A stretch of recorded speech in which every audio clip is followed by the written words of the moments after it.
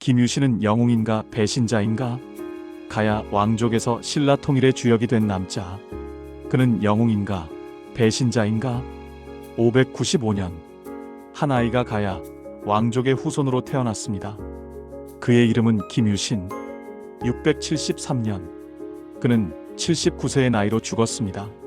신라 태대각간 최고 관직에 올랐고 흥무대왕이라는 왕의 칭호를 받았습니다. 그는 신라 삼국통일의 최고 공신이었습니다. 660년 백제를 멸망시켰고 668년 고구려를 무너뜨렸고 676년 당나라를 몰아냈습니다. 한반도 역사상 최초로 하나의 국가가 한반도를 통일하는데 결정적 역할을 한 인물입니다. 그런데 질문이 남습니다. 김유신은 가야 왕족이었습니다. 그런 그가 왜 신라 장군이 되었을까요? 그리고 왜 자신의 조상이 세운 가야를 병합하고 같은 한반도의 백제와 고구려를 멸망시키는데 앞장섰을까요? 어떤 사람은 말합니다. 김유신은 신라 통일의 영웅이다. 그가 없었다면 삼국 통일은 불가능했다. 또 어떤 사람은 말합니다. 김유신은 자신의 뿌리를 배신한 배신자다. 가야 왕족이면서 가야를 버렸고 같은 민족인 백제와 고구려를 멸망시켰다.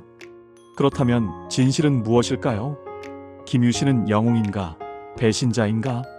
오늘 이야기는 한 남자의 선택에 대한 이야기입니다. 그리고 그 선택이 한반도 역사를 바꾼 이야기입니다. 김유신은 누구인가? 가야 왕족의 후손. 김유신은 595년 신라 서라벌에서 태어났습니다. 하지만 그의 뿌리는 가야에 있었습니다. 김유신의 증조부는 금관가야의 마지막 왕 김구해였습니다. 532년 금관가야는 신라에 병합되었습니다. 이것은 정복이 아니라 항복에 가까웠습니다. 당시 금관가야는 백제와 신라의 압박을 받고 있었고 김구해는 더 이상 버틸 수 없다고 판단했습니다. 김구해는 신라 버풍왕에게 항복했고 신라는 김구해를 상등으로 대우했습니다. 왕에서 귀족으로 신분이 바뀌었지만 생명과 재산은 보장받았습니다. 김구해의 아들 김무력은 신라 장군이 되었습니다. 김무력은 554년 관산성 전투에서 백제 성왕을 전사시킨 인물입니다. 가야 출신이 신라 장군이 되어 백제 왕을 죽인 것입니다. 김무력의 아들이 김서현이고 김서현의 아들이 김유신입니다. 김유신은 3대에 걸쳐 신라의 충성한 가문에서 태어난 것입니다. 하지만 김유신은 자신이 가야 왕족의 후손이라는 사실을 평생 잊지 않았습니다. 어린 시절과 수련, 삼국사기에 따르면 김유신은 어릴 때부터 범상치 않았습니다. 7세에 이미 병서를 읽었고 활쏘기와 말타기에 능했습니다. 15세에 화랑이 되었습니다. 화랑은 신라의 청년 전사 조직이었습니다. 귀족 자제들이 무리를 지어 산천을 돌아다니며 심신을 단련했습니다. 김유신은 화랑 중에서도 뛰어났습니다. 그는 단순히 무예만 익힌 것이 아니라 병법과 전략을 공부했습니다. 삼국사기에는 이런 일화가 있습니다. 김유신이 청년이었을 때 매일 중학석굴로 가서 검수를 연마했습니다. 너무 열심히 연습해서 칼자루가 손에서 떨어지지 않았고 칼과 손이 하나가 되었다고 합니다. 김유신은 스스로를 철저히 단련했습니다. 왜 그랬을까요? 그는 알고 있었습니다. 자신이 가야 출신이라는 것, 신라 토박이 귀족들에 비해 불리한 위치에 있다는 것, 그래서 누구보다 강해져야 한다는 것. 김유신은 선택했습니다. 신라에서 살아남으려면 신라보다 더 신라다워야 한다고. 김춘추와의 만남. 김유신의 운명을 바꾼 만남은 김춘추와의 만남이었습니다. 김춘추는 진골 출신 왕족이었고 김유신은 가야 출신 귀족이었습니다. 신분으로는 김춘추가 위였지만 두 사람은 깊은 우정을 쌓았습니다. 삼국사기에는 유명한 일화가 있습니다. 어느 날 김춘추가 축구를 하다가 옷고름이 찢어졌습니다. 김유신은 김춘추를 자기 집으로 데려가 누이 동생 문희에게 옷을 꿰매게 했습니다. 문희는 김춘추를 보고 반했고 김춘추도 문희에게 끌렸습니다. 둘은 사랑에 빠졌습니다. 하지만 문제가 있었습니다. 김춘추는 이미 결혼한 몸이었고 문희와의 관계는 불륜이었습니다. 문희는 임신했습니다. 당시 신라 사회에서 혼전 임신은 큰 죄였습니다. 선덕 여왕은 문희를 화형에 처하라고 명령했습니다. 김유신은 어떻게 했을까요? 그는 침묵했습니다. 누이 동생이 화형당할 위기에 처했는데 김유신은 아무 말도 하지 않았습니다. 왜냐하면 김춘추가 나서야 했기 때문입니다. 김춘추가 자신의 아이라고 인정하면 문희는 살 수 있었습니다. 김유신은 김춘추를 시험한 것입니다. 결국 김춘추가 나섰습니다. 문희의 아이는 제 아이입니다. 문희는 살았고 김춘추와 문희는 정식으로 혼인했습니다. 이 사건으로 김유신과 김춘추는 사돈 관계가 되었습니다. 이것은 단순한 혼인 관계가 아니었습니다. 정치적 동맹이었습니다. 김춘추는 진골 왕족이었지만 왕이 될 가능성은 낮았습니다. 김유신은 가야 출신으로 신라 내에서 차별을 받고 있었습니다. 두 사람은 서로가 필요했습니다. 김춘추는 군사력이 필요했고 김유신은 정치적 후견인이 필요했습니다. 이 동맹이 신라 삼국 통일의 시작이었습니다. 김유신의 선택들. 첫 번째 선택, 대야성 전투와 복수. 642년 김유신의 인생을 바꾼 사건이 일어났습니다. 백제가 신라의 대야성을 공격했습니다. 대야성주는 김품섭, 김춘추의 사위였습니다. 김춘추의 딸도 대야성에 있었습니다. 백제군이 성을 포위하자 성안은 혼란에 빠졌습니다. 김품석의 부하 거밀이 배신해 백제군에게 성문을 열어줬습니다. 백제군이 성안으로 들어왔습니다. 김품석은 전사했고 김춘추의 딸도 죽었습니다. 김춘추는 슬픔과 분노에 빠졌습니다. 그는 복수를 맹세했습니다. 백제를 반드시 멸망시키겠다. 김유신은 김춘추를 도왔습니다. 사돈의 복수는 곧 자신의 복수였습니다. 하지만 신라 혼자서는 백제를 이길 수 없었습니다. 동맹이 필요했습니다. 두 번째 선택, 고구려 외교 실패와 위기 탈출. 642년 김춘추는 고구려를 방문했습니다. 고구려와 손잡고 백제를 협공하자는 제안이었습니다. 하지만 고구려 보장왕은 조건을 내걸었습니다. 한강 유역을 돌려주면 동맹을 맺겠다. 김춘추는 거절했습니다. 한강 유역은 신라의 생명줄이었습니다. 고구려는 김춘추를 억류했습니다. 소식을 들은 김유신은 즉시 군대를 동원했습니다. 그는 고구려 국경으로 군대를 보내며 위협했습니다. 김춘추를 석방하지 않으면 전쟁이다. 고구려는 김춘추를 풀어줬습니다. 김유신은 군사적 압박으로 김춘추를 구출한 것입니다.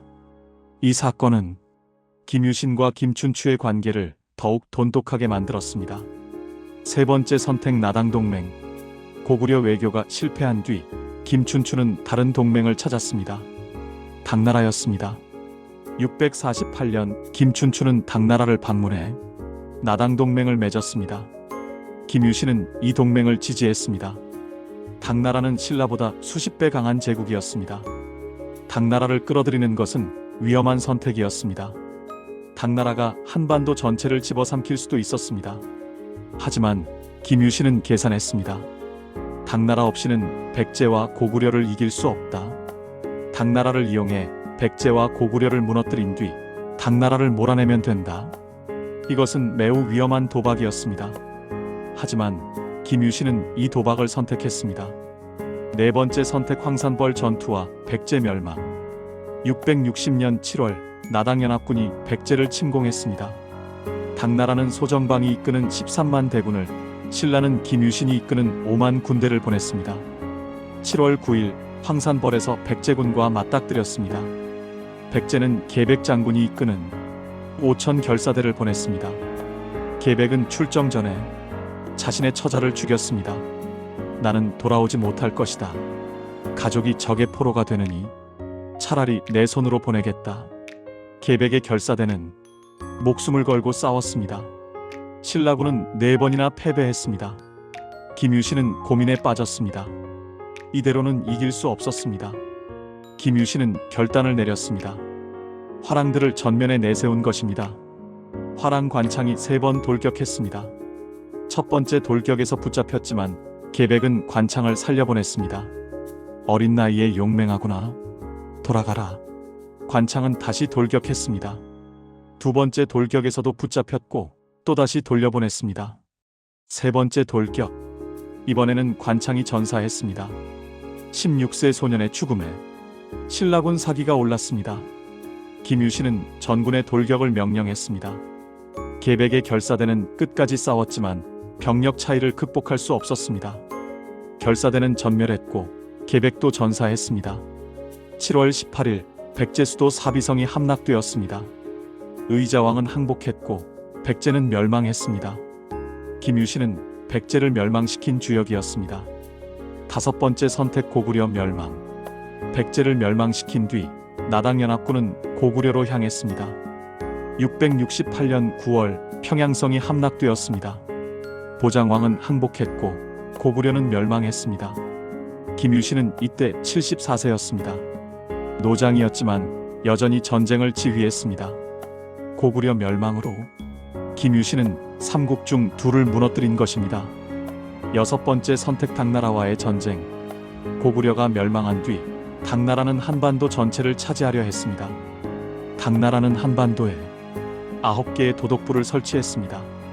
신라도 당나라 지배 아래 놓이려 했습니다. 김유신은 결단을 내렸습니다. 당나라와 싸운다. 670년부터 676년까지 신라는 당나라와 전쟁을 벌였습니다. 김유신은 이 전쟁의 총사령관이었습니다. 672년 성문 전투, 675년 매초성 전투에서 신라는 당나라를 격파했습니다. 676년 11월 기벌포 해전에서 당나라 수군을 격퇴했습니다. 당나라는 한반도에서 철수했습니다.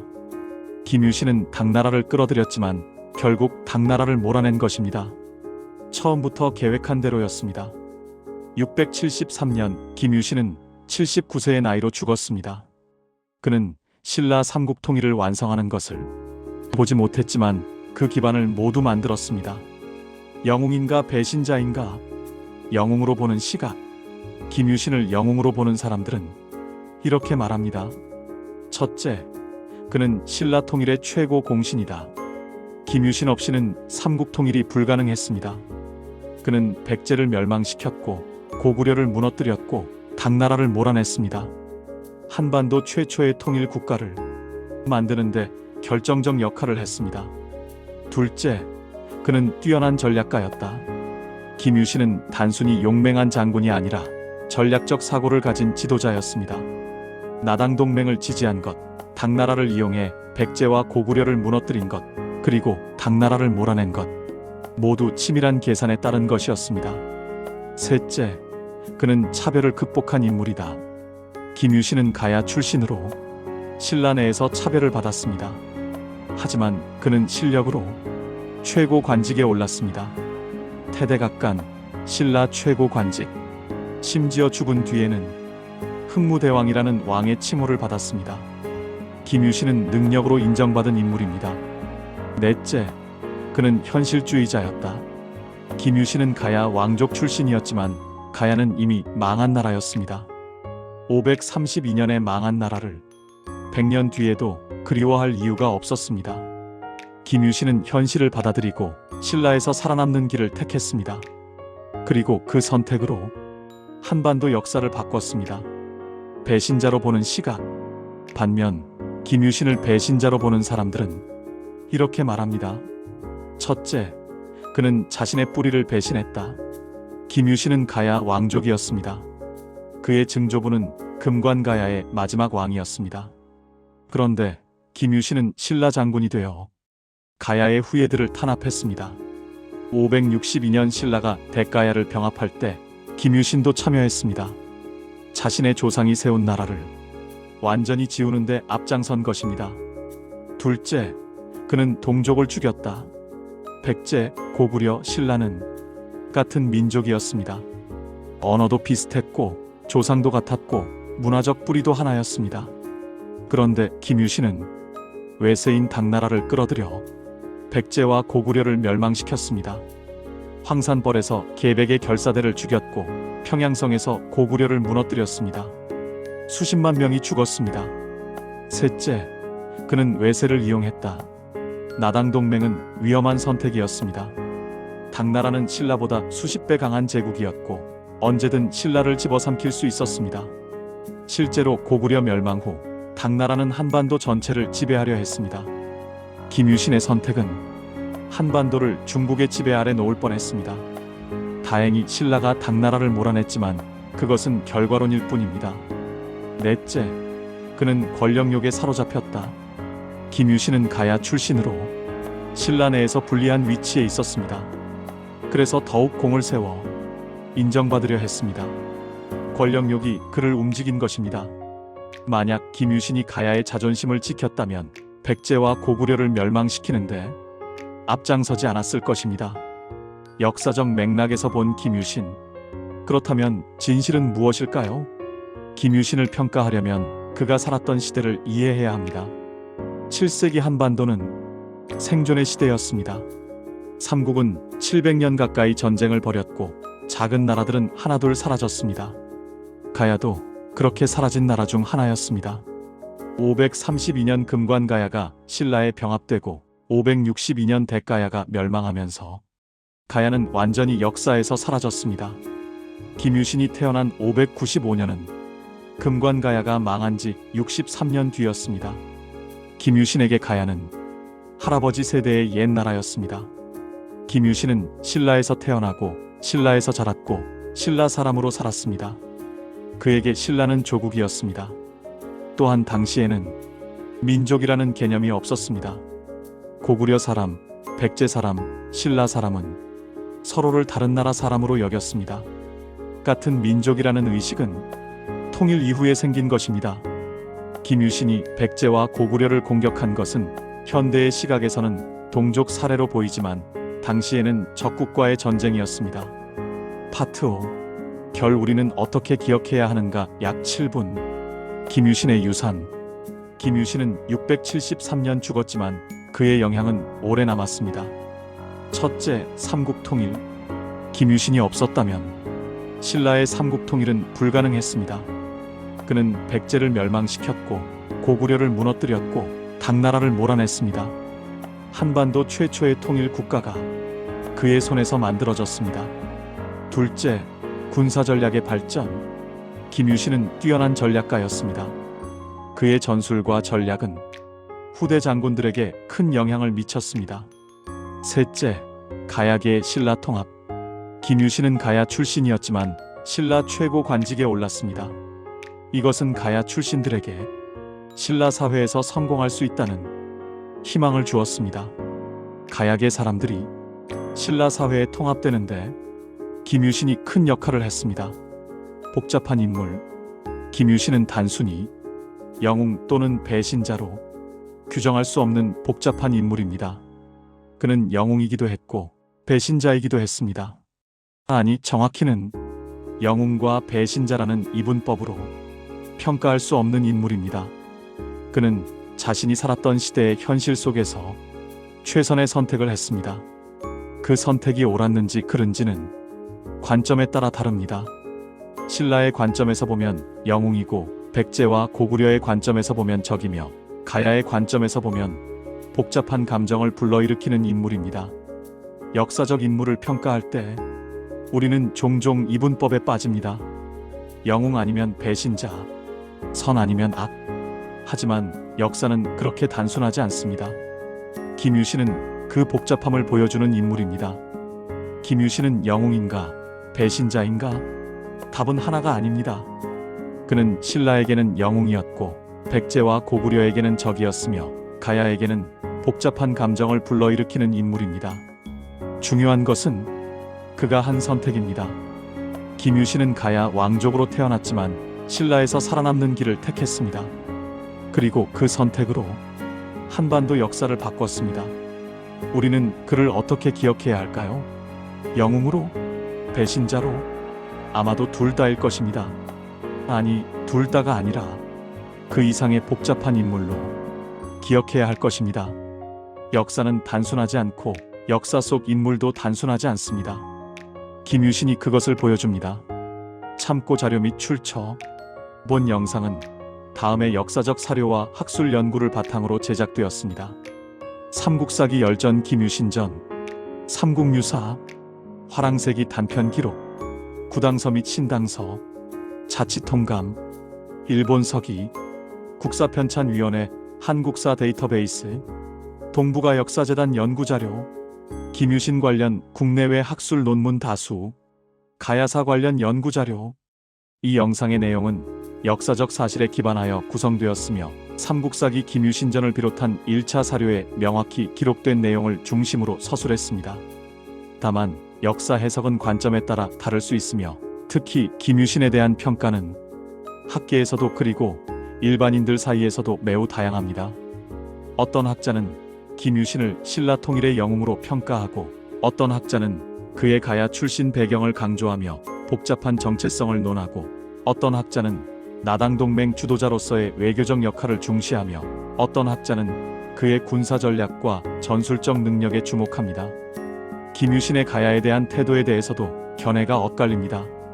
어떤 이는 그가 가야를 배신했다고 보고 어떤 이는 이미 멸망한 나라에 대한 향수보다 현실을 선택한 것으로 보며 어떤 이는 가야계로서 신라 내에서 성공함으로써 가야 유민들에게 희망을 준 것으로 평가합니다. 나당동맹에 대한 평가도 다양합니다. 어떤 이는 현실주의적 외교로 평가하고 어떤 이는 위험한 외세 의존으로 비판하며 어떤 이는 처음부터 당나라를 이용할 계획이었다는 점을 강조합니다. 백제와 고구려 멸망에 대한 김유신의 역할에 대해서도 시각이 다릅니다. 어떤 이는 통일을 위한 불가피한 선택으로 보고 어떤 이는 동족 사례로 규정하며 어떤 이는 당시에는 민족 개념이 없었으므로 현대적 잣대로 평가할 수 없다고 말합니다. 이 영상은 여러 견해를 참고하되 김유신을 영웅과 배신자라는 이분법으로 평가할 수 없는 복잡한 인물로 제시하는 관점에서 서술했습니다. 역사는 절대적 진실이 아니라 끊임없는 해석의 과정입니다. 이 영상을 보시는 여러분도 스스로 생각하고 판단하시길 바랍니다. 역사에는 정답이 없습니다. 다만 우리가 배울 교훈이 있을 뿐입니다. 김유신에게서 우리는 무엇을 배울 수 있을까요? 첫째, 현실을 직시하는 용기. 둘째, 차별을 극복하는 노력. 셋째, 전략적 사고의 중요성. 넷째, 선택에는 항상 대가가 따른다는 것. 김유신은 선택했고 그 선택의 결과를 온몸으로 받아들였습니다. 그것이 옳았는지 그른지는 각자가 판단할 문제입니다. 다만 그의 선택이 한반도 역사를 바꿨다는 것은 부인할 수 없는 사실입니다. 감사합니다.